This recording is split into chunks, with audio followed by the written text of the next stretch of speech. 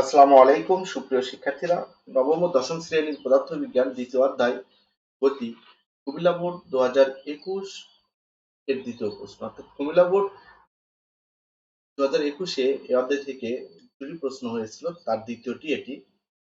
তো এই প্রশ্নে দেওয়া আছে একটি গাড়ির প্রতি 5 সেকেন্ড পর পর গতিবেগ সংগ্রহ করে লিপিবদ্ধ করা হলো একটি চার্টে।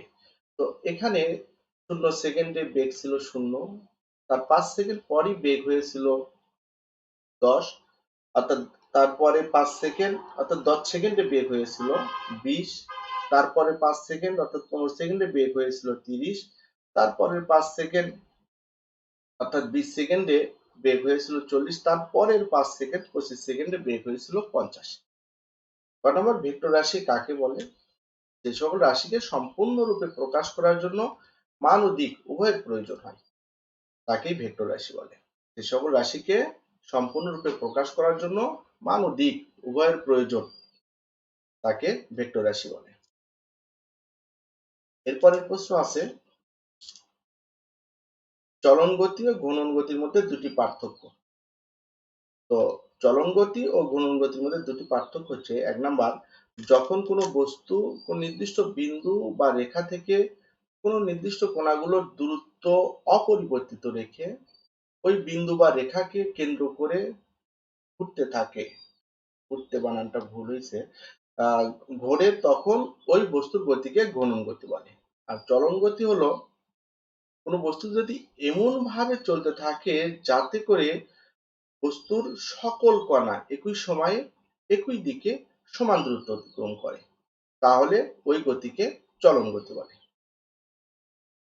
তো এখন দেখো উদাহরণ, বৈদ্যুতিক পাখার গতি, এই ঘড়ির কাঁটার গতি, এগুলি হচ্ছে ঘূর্ণন গতি। আর চলন গতি হলো বইকে ঘুরতে না দিয়ে ঠেলে এক প্রান্ত থেকে টেবিলের অন্য প্রান্তে যদি আমরা নিয়ে যাই, তাহলে এটিকে বলা হয় চলন গতি। এরপরের প্রশ্ন আছে, গাড়িটি 10 সেকেন্ডে কত দূরত্ব অতিক্রম করবে? তো 10 সেকেন্ডে অতিক্রান্ত দূরত্ব নির্ণয়ের জন্য আমাদের 10 সেকেন্ড কতটুকুতে আছে, এই যে এইটুকু হচ্ছে আমাদের 10 সেকেন্ডের অতিক্রান্ত দূরত্ব, যেখানে আদি বেগ আছে 0 এবং শেষ বেগ আছে 20। তাহলে এটার অতিক্রান্ত দূরত্ব আমরা এভাবেও নির্ণয় করতে পারি, s equal u plus d by 2 into t, এটাতে আমরা করতে পারি। তাহলে 0 আর এখানে 10 সেকেন্ডের বেগ আছে 20, তাহলে 0 আর 20 যোগ করলে 20ই হবে, 20কে 2 দিয়ে 10, 10 আর 10 গুণ করলে 100। এটা আমরা দেখো 100 মিটার কিন্তু পেয়ে গেছি। আবার অন্যভাবে করতে পারি ত্বরণ নির্ণয় করে, যেমন এখানে আদি বেগ 0 মিটার পার সেকেন্ড, আবার সময় সময় এখানে 10 সেকেন্ড হবে, কিন্তু ত্বরণ নির্ণয়ের জন্য আমরা 25 সেকেন্ড সময় ব্যবহার করব, কারণ 25 সেকেন্ডের বেগ নিব এবং 0 সেকেন্ডের, আচ্ছা আমরা দেখতেছি শেষ বেগ আমরা চার্ট থেকে এটা নিতেছি, চার্টে আদি বেগ দেওয়া আছে 0 এবং সময় দেওয়া আছে সর্বোচ্চ কত সেকেন্ড পর্যন্ত, 25 সেকেন্ড পর্যন্ত, এই যে 25 সেকেন্ড, আর 25 সেকেন্ডের শেষ বেগ দেওয়া আছে 50। তো এই যে দেখো এই টেবিলে আমরা 0 সেকেন্ডে বেগ 0, এটা আদি বেগ, এবং 25 সেকেন্ডে বেগ 50, এটা শেষ বেগ। এই আদি বেগ এবং শেষ বেগের পার্থক্যকে যদি সময় 25 সেকেন্ড দ্বারা ভাগ করি, তাহলে ত্বরণ বের হবে, a equal v minus u by t. 50 থেকে 0 মাইনাস করে 25 দ্বারা ভাগ করলে 2 মিটার পার সেকেন্ড স্কোয়ার হয়, এটি ত্বরণ। তাহলে টি ওয়ান ইকুয়াল, এখন 10 সেকেন্ডের অতিক্রান্ত দূরত্ব বের করতে হবে। এটা সম্পূর্ণ রাস্তাটি একটা নির্দিষ্ট ত্বরণে 2 মিটার পার সেকেন্ড স্কোয়ার ত্বরণে অতিক্রম করেছিল। সেখান থেকে প্রথম 10 সেকেন্ডে মোটরসাইকেলটি এ সমত্বরণে চলে, এই যে এ সমত্বরণে চলে, তাহলে অতিক্রান্ত দূরত্ব আমরা পাবো, আমরা জানি এস ইকুয়াল ইউ টি, এখানে টি ওয়ান ধরেছি 10 second, U T one plus half T one square. তো এখানে টি এর মান 10, ইউ এর মান 0, তাই এটা 0 হয়ে যাবে, আর হাফ এর মান 2, 2 দিয়ে কেটে দিলে 10 এর স্কোয়ার হলে কত হয় 100, এস এর মান 100 মিটার।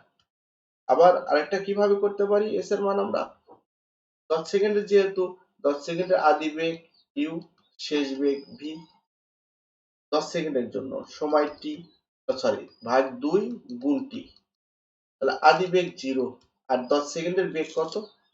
10 সেকেন্ডের বেগ হচ্ছে 20, তাহলে এখানে আমরা লিখে দিতে পারি 0 প্লাস 20 ভাগ 2 সময় টি, টি হচ্ছে 10 সেকেন্ড। তাহলে 20 কে 2 দ্বারা ভাগ করলে শূন্যর সাথে 20 যোগ করলে 20ই হবে, 20 কে 2 দ্বারা ভাগ করলে 10, 10 গুণ 10 কত হয়? 100 মিটার। এভাবেও করতে পারি, এটাই সহজ হয়, এটা সহজ হয়। এরপরের প্রশ্ন আছে, উল্লিখিত তথ্য দ্বারা লেখচিত্র অঙ্কন করে এর প্রকৃতি বিশ্লেষণ করো। তো উদ্দীপকের সারণী থেকে আমরা পাই, এই যে আমাদের সারণী, এটা উদ্দীপকের সারণী থেকে বেগ বনাম সময় লেখচিত্র ছক কাগজে অঙ্কন করা হলো। ছক কাগজে অঙ্কন করার জন্য গ্রাফে আমরা এক্স অক্ষকে, যে এক্স এটাকে ধরবো আমরা সময়, এক্স অক্ষকে ধরবো সময় টি, আর এই যে হচ্ছে গ্রাফের ওয়াই অক্ষ, এই ওয়াই অক্ষকে ধরবো আমরা বেগ। এখন সময়কে আমরা এই যে বৃহত্তর এরকম ঘর থাকে আমাদের, এরকম ঘর থাকে গ্রাফে, যে ঘরগুলো থাকে এরকম, এরকম ঘর থাকে। তো এটা হবে 5 সেকেন্ড, এটা হচ্ছে আমাদের সময়, সময় প্রথম কি 0 সেকেন্ড, এখানে 0, তারপরে 5 সেকেন্ড, তারপরে বৃহত্তর এক ঘরকে আমরা বড় এক ঘরকে 5 একক ধরেছি, 10, তারপর 15, তারপর 20, তারপর 25, 25 পর্যন্তই আছে। তারপরে বেগ, বড় এক ঘরকে ওয়াই এর দিকে বেগ আমরা 10 করে ধরবো, 10 একক করে, তাহলে 10, তারপর এটা কত হবে? 20, 30, 40, তারপর 50। মানগুলো বসাইবো। প্রথম কি ছিল? 0 0, এই যে 0 0, তার মানে প্রথম হবে 0 0। তারপরটা দেখো, সময় আছে 5, বেগ আছে 10, তাহলে সময় 5, বেগ 10, তাহলে এই যে এখানে একটা বুলেট পয়েন্ট দিয়ে দাও। তারপরে আছে সময় আছে হচ্ছে 10, বেগ 20, তাহলে 10 এবং 20 এখানে একটা বুলেট পয়েন্ট হবে, এই যে এটা হচ্ছে 10 সময়, এই যে 20, তারপরে আছে হচ্ছে 15 সেকেন্ড সময়ে বেগ হচ্ছে 30, এই যে 15 সেকেন্ড সময়ে বেগ 30, এখানে একটা দিয়েছি। তারপরে আমাদের 20 সেকেন্ড সময়ে বেগ 40, তারপরে আমাদের 25 সেকেন্ড সময়ে বেগ 50। এখন আমরা এগুলো যদি যোগ করে দিই তাহলে একটা খাড়া সরলরেখা পেলাম। এবং প্রশ্নে আমাদের কি করতে বলছে? আমাদের বলছে যে উল্লিখিত তথ্য দ্বারা লেখচিত্র অঙ্কন করে এর প্রকৃতি বিশ্লেষণ করো। তো এর প্রকৃতি আমরা বিশ্লেষণ করব। প্রকৃতিটা বিশ্লেষণ করার জন্য আমরা লিখব, লেখচিত্র হতে প্রাপ্ত রেখাটি একটি সরলরেখা। সুতরাং গাড়ি বেগ সময়ের সাথে সুষমভাবে বৃদ্ধি পাচ্ছে এবং গাড়িটি সুষম ত্বরণে গতিশীল। অতএব 5, 10, 15, 20, 25 এই সেকেন্ডগুলোতে আমরা যে বেগগুলো পেয়েছি, এই বেগের পরিবর্তনের হার লেখচিত্রের উক্ত সরলরেখার ঢালের সমান, অর্থাৎ ত্বরণ হচ্ছে ঢালের সমান। যে কোনো মুহূর্তে আমরা এখানে আমরা 20 সেকেন্ডে, যেমন যে কোনো মুহূর্তে, যেমন 20 সেকেন্ডের মুহূর্তে আমরা রেখার ঢাল নির্ণয় করব। তো ঢাল তো ত্বরণ, ত্বরণটা কি? বেগের পরিবর্তন, বেগের পরিবর্তন ভি মাইনাস ইউ ভাগ সময়। আমরা যেহেতু 20 সেকেন্ড নিয়েছি তাহলে সময় 20 সেকেন্ড। এখন 20 সেকেন্ডে আমাদের বেগের পরিবর্তন কি ছিল? 20 সেকেন্ডে বেগের পরিবর্তন ছিল, এই যে আমাদের 20 সেকেন্ড কোথায়? এখানে। শেষ বেগ 40 আর আদি বেগ 0। আর এখানে সময়ের পরিবর্তনটা আমরা এই যে 20 থেকে 0 বিয়োগ করে দিতে পারি। তো যাই হোক, তো এখানে তাহলে 40, ঢালটা কি হবে? 40 মাইনাস 0, তাহলে 40 মাইনাস 0 আর সময় হচ্ছে 20 মাইনাস 0, সময়ের পরিবর্তন। তাহলে বেগের পরিবর্তন কে সময়ের পরিবর্তন দ্বারা ভাগ করলে ঢাল পাওয়া যায়। তাহলে 40 কে যদি 20 দ্বারা ভাগ করি তাহলে 20 মিটার পার সেকেন্ড স্কয়ার ঢাল বা ত্বরণ।